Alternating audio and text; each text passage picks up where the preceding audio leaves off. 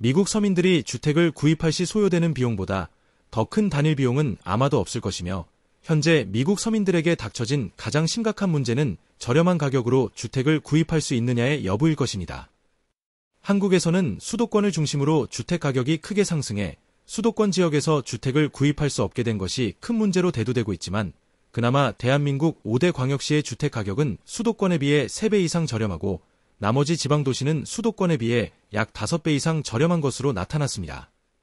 그러나 미국은 전국적으로 남아있는 주택이 절대적으로 부족해 주택 가격이 전국적으로 크게 상승했으며 특별히 캘리포니아를 포함한 미국 서부 지역의 주택 가격 상승은 상상을 초월하고 있는 가운데 미국 서민들의 주택 구입은 이전보다 훨씬 더 어려워졌습니다. 한마디로 한국의 주택 가격은 서울 및 경기도 일대가 포함된 수도권을 중심으로 엄청나게 상승하고 지방도시의 주택 가격 상승폭은 상당히 미미한 반면 미국의 주택 가격은 지역과 장소에 관계없이 전국적으로 엄청난 폭으로 상승했다는 점입니다. 특별히 한국에서는 많은 사람들이 주택을 단순 주거 공간이 아닌 투자 자산으로 보는 경향이 두드러져 부동산을 가지고만 있어도 계속 상승할 것이라는 기대 심리가 형성돼 투기 목적으로 주택을 구입하는 경향이 많이 나타나 결국에는 주택 가격의 상승을 더욱 부추긴 것으로 분석되고 있습니다. 미국 사람들 역시 부동산을 투자 자산으로 보는 경향이 있기는 하지만 미국 사람들의 투자 성향은 부동산보다는 주식 및 펀드와 같은 금융 쪽에 편향돼 있습니다. 그래서 미국에서의 주택 가격 상승은 한국처럼 투기에 의한 것이라기보다는 대체로 주택 재고의 만성적 부족으로 인해 빚어졌다고 해도 틀린 말이 아닙니다.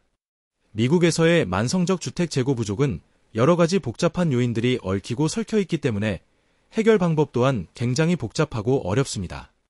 미국의 주택 전문가들은 고질적이고 만성적인 미국의 주택 부족 문제와 관련된 주택 가격의 상승을 해결하기 위해서는 잠정적으로 1,000억 달러 이상이 소요될 수 있다고 밝혔습니다. 미국은 인플레이션으로 인해 미국 연준이 은행 금리를 크게 올림으로써 주택 모기지 또한 이전보다 크게 상승했습니다. 통상적으로 모기지가 상승할 경우 어느 정도의 주택 가격 하락이 동반되는 것이 정상임에도 불구하고 미국에서는 모기지 금리의 상승과 관계없이 주택 가격이 큰 폭으로 상승해 왔습니다. 미국은 현재 인플레이션이 완화되는 시점에 접어들었고 지난 몇 년 동안 엄청나게 높게 유지되어 온 금리 또한 낮아질 것으로 예상되고 있는 가운데 미국의 주택 모기지 역시 낮아질 것으로 예상되고 있습니다. 미국에서 모기지 금리가 낮아질 경우 주택 가격은 상대적으로 높아질 수밖에 없는 구조이기 때문에 가뜩이나 높은 미국의 주택 가격은 모기지 금리 하락으로 인해 더욱 높아질 수 있게 되었습니다. 사실상 팬데믹을 기점으로 주택 가격 상승은 세계적인 추세로 자리 잡고 있는 듯 싶습니다. 특별히 선진국에서는 코로나19로 인해 재택근무와 온라인 학습이 보편화되면서 더 넓은 주거 공간에 대한 수요가 증가함에 따라 대형 아파트와 단독주택의 가격 또한 크게 상승했습니다. 미국에서의 주택 가격 상승은 경제적으로 가장 심각한 문제로 대두되고 있으며 미국 정치권에서도 현 상황을 심각하게 받아들이고 있습니다. 그래서 민주당 대선 후보인 카말라 해리스는 최근 300만 개 신규 주택 건설 계획을 발표하면서 미국의 주택 문제 해결 계획을 밝힌 바 있습니다. 전 미국 재무부 수석 경제학자이자 현재는 브루킹스 연구소에서 경제연구 프로그램의 부사장 겸 소장으로 재직 중인 벤 해리스는 카말라 해리스가 밝힌 계획이 상당한 설득력을 가지고 있다고 지지한 바 있습니다. 하버드 공동주택연구센터가 지난 6월 달에 출간한 보고서에 따르면 미국의 약 4천만 가구는 주택 빈곤층으로 분류돼 있으며 이들은 소득의 최소 30%가량을 임대료나 모기지 납부와 같은 주택 비용을 위해 지출한다고 밝혔습니다. 한 가구의 예산 중 많은 비용이 주택에 사용될 경우 음식 및 다른 생필품과 교육, 그리고 은퇴 자금과 같은 중요한 투자에 이르기까지 여러 가지 다른 용도에 쓰여질 돈이 크게 줄어들 수밖에 없습니다.